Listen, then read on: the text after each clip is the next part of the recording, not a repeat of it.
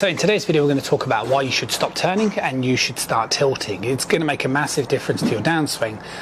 Let me explain. This video has been prompted by a recent lesson, and the golfer in mind was really struggling with consistency, and the thing that he was struggling with was his swing plane. So if I set up to this golf ball here, swinging in this direction, if we drew a line through the heel of the club up through my elbow line, this is often referred to as your swing plane. And what we know that the pros do so successfully is in the downswing, when the club is sort of parallel to the floor here, through to the through swing, again when the club is parallel, they make sure that the swing plane is never too vertical, which basically means not too much in this direction. Now, if you can get your swing plane shallower, which means more this way and around the body, it's basically going to become much easier to control your club face.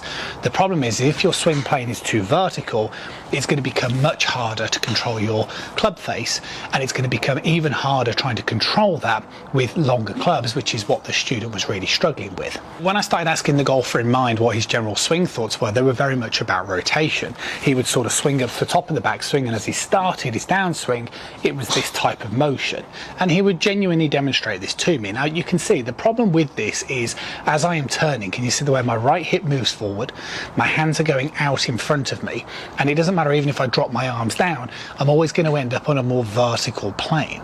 What we need to do is we need to change that. We need to find a way to start the downswing where we're moving more this way. See, my right shoulder drops down, not out. See, my hands drop down, not forward, and can you see the way my left hip moves back, not right one forward. All of this started to happen with just a shift in mentality away from rotation into the idea of tilting. However, what you need to understand is the concept of hip depth. So if I was going to face you guys now and put the club across my shoulders, if I sort of swing through and we drew a line on the back of my hips, can you see the way I swing back? My right hip comes back, left hip comes back, but see this position here, this is the key thing. See, my left hip is moving back behind that line. Now theoretically, the more hip depth I can get, which basically means the more my hips can move behind me, the more of a tilt it produces. If I just work on a pure rotation, see how horizontal I am, and I lose that ability to create hip depth. This is the problem. This is going to lend itself to a vertical swing plane. This is what we're after. This ability to practice this feeling of more of a sort of tilted motion is basically, it's still a rotation, it's just a rotation whilst retaining hip depth, but maybe the feeling of tilt might make a big difference to you. I always see if something is really striking a chord with the golfer, because as I was watching him do some practice swings, he'd gone away from this type of motion into more this type of motion. Can you see the way my head stays back? Again, my shoulder drops down, and my hands can come forward.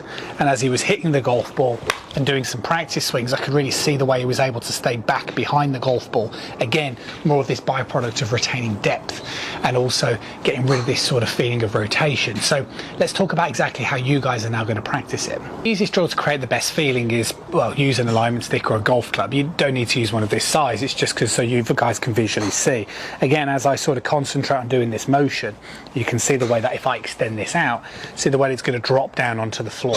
And that's what you're after, that feeling here of getting my left hip back and behind me, which is going to give me good hip depth.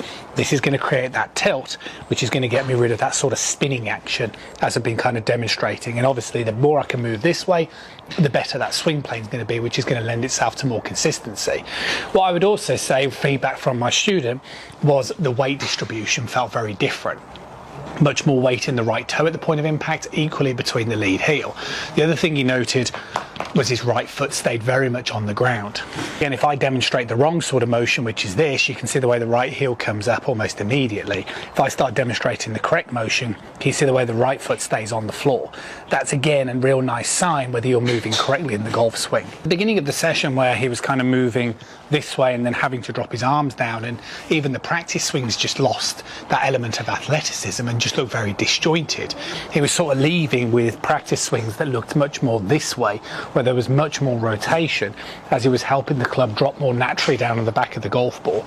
And the results improved, the swing plane inevitably improved, and there's absolutely no reason why it can't work for you guys as well. Simply focusing more on the idea of tilt as opposed to turn could make a huge difference, but practice some of those exercises, build up a little bit more awareness of how to create more of a tilt. If you need any help, you know where I am, and I'll catch up with you guys again really, really soon.